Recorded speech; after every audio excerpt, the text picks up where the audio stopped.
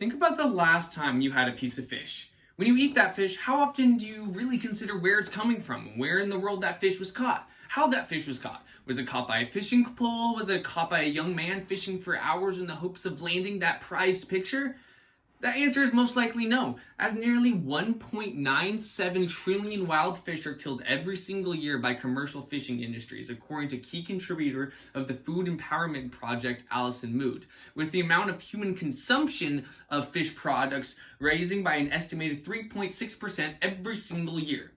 In this presentation, my goal is to not only inform the public about overfishing, but to convince the public that the issue of overfishing is no longer a concern, it is a global catastrophe, and we must join together worldwide to mend the damage we have caused. Overfishing is a concern for every person in every part of the world, and the understanding of this issue cannot be stressed enough. In order for the world to start making progress towards this colossal predicament, the history of commercial fishing must first be learned so that we can identify the origin of overfishing. After the public realizes the problem, we must then dive deep into what actually causes overfishing and why humans continue to overfish despite the knowledge of its harmful effects. With the knowledge of commercial fishing in general, as well as the recognition of what causes overfishing, then and only then will we be able to identify possible solutions to bring back some of the prosperity we have so wrongfully taken away. We first start with the first instances of commercial fishing, which traces back almost 3,000 years ago during the Edo period of Japan. According to an article written by Professor and Head of the Department of Oceanography, John C. Sainsbury, the state of commercial fishing came from humans' increased food needs. Humans began developing preservation techniques that allowed for the replacement of individual fishing with collective efforts involving larger, more effective gear. It wasn't until the 19th century, according to Sainsbury, in which commercial fishing truly took over and began to highly resemble what we know today with the use of steam-driven winches, massive nylon nets, large ship sterns, and then most significantly the power block used to haul those massive nets with the fish inside. These mechanical advantages, although scientifically magnificent, were detrimental to the ocean's ecosystem and steadily led to the overall decline of the fish in our ocean.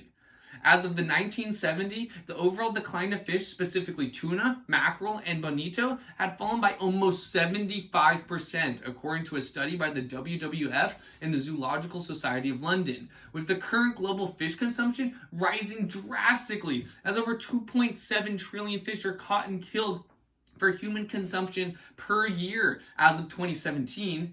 We now know the history of commercial fishing, as well as the effects overfishing can have on our ocean's fish stock.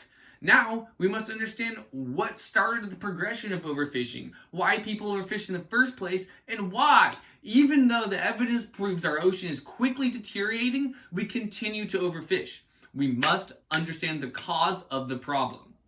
One of the earliest forms of overfishing include Atlantic cod and herring, as well as the California sardines, which were all harvested to the brink of extinction in the mid-1900s.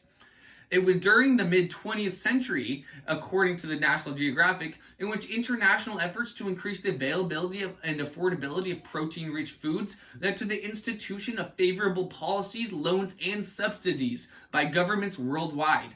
These policies, loans, and subsidies caused a rapid rise of big industrial fishing operations. These industrial fishing operations quickly replaced the local boatmen as the primary supplier of seafood at your local sea market. Large commercial fleets were then implemented by the world's governments were extremely aggressive. They developed highly sophisticated techniques to ensure the highest yield of catches for their targeted species. Commercial fishing companies were making money by the billions as consumers grew so accustomed to this wide variety of fish at these very low prices. Due to the greediness of our world and our need to generate the biggest bang for our buck, we fished our ocean to scarcity. These commercial fishing companies that were given this free reign by our world's governments and money by our world's governments have returned lower and lower yields every single year, which has caused the price of fish to increase and increase and increase. Yet we continue to overfish. But the question is, well, why? Well, surprisingly enough, there's a very simple answer. Commercial fishing industries make a substantial amount of profit. Currently, according to the National Oceanic and Atmospheric Administration, the Alaska pollock is the most processed species, with 1.6 billion pounds being taken out of our oceans each year, with a profit of about $1.98 billion. This trumps just the second most processed fish species, that being shrimp, in which 305 million pounds were caught and a net profit of $990 million. Why do we overfish? Well, the simple answer is that we, as human beings, we're greedy. We're greedy for money, we're greedy for convenience, we're greedy for luxury. We take so much from the ocean with no reciprocation. And we are facing the consequences for our actions, with the ocean's ecosystem on the verge of collapse.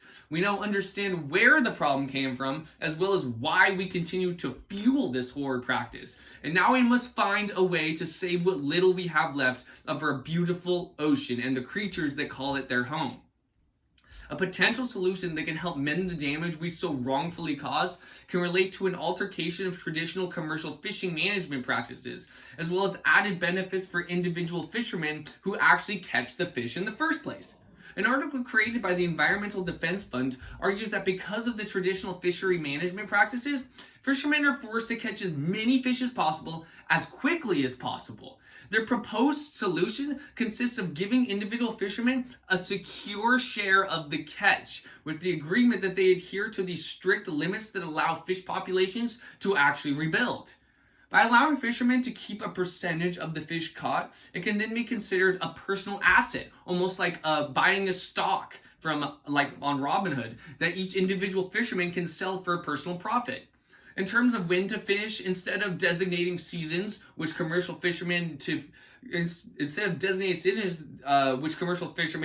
use to fish as much as possible in the small time available, they will now be allowed to fish in multiple seasons at the best possible time, when the weather and market conditions are at their best.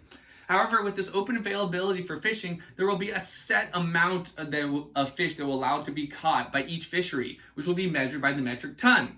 This great part about this revolutionary idea is that the personal incentives have already been tested and they have been proven to work. This idea of rights-based fishing is known as catch shares and has, according to the EDF, transformed fisheries in the United States. Since the year 2000, overfishing has reported to have dropped 60% in federal waters, and with better regulation management, more stable fishing and increased revenue has actually become the result. Although catch shares have been the proven system, and I think the most reliable system to actually limit and help solve overfishing issue, we can each take steps to limit our environmental footprint per capita. One of the easiest and most convenient ways we as individuals can actually support sustainable fishing is to buy from certified sustainable fisheries. In an article written by MSC Marketing and Communications Manager Alex Webb, it is stated that all fish products that possess the blue fish tick mark can be traced back to a sustainable fishery. When one purchases an MSC certified sustainable seafood product, there will be an increased incentive towards sustainable fishing, leading to the recovery of our oceans. This presentation has not only highlighted the start of commercial fishing, but has recognized the beginning of the decline of fish stock, as well as the products that accelerated this decline so profoundly. We gained an understanding of how commercial fishing was started and how it was practiced, which was then allowed us to analyze the cause of overfishing, ranging from why we first started to overfish, why commercial fishing companies increased in size and yield so drastically, and why, even though the evidence of fish stocks rapidly declining appeared significantly evident, we still practice this horrid tradition. We had to understand this problem in its entirety to develop solutions. And with this understanding, a variety of proposed solutions, including most significantly the rice-based fishing and sustainable fish purchases, they have all been considered. I mean, just think about the ocean. Think about how much the ocean has supplied us throughout our human existence. And then think about all that we have had, and then think about all of that, just think of it vanishing forever. It's predicted by the worldcounts.org that all fish, if we continue to harvest the way we do, will be completely extinct by 2048. In 2048, I will be 48 years old, which for some is not even half of a lifetime. So no matter your age, no matter your opinions, we can all agree that the state of fishing must be altered. This is to ensure the future for our current generation, as well as the generation that follows. Make sure the fish you buy has a blue tick mark. Donate to the needed oceanic sustainability causes. And most of all, just be aware of the issue. Spread the word to anyone and everyone. Stop overfishing. Overfishing can no longer be ignored. Otherwise, the oceans will be no more. Thank you.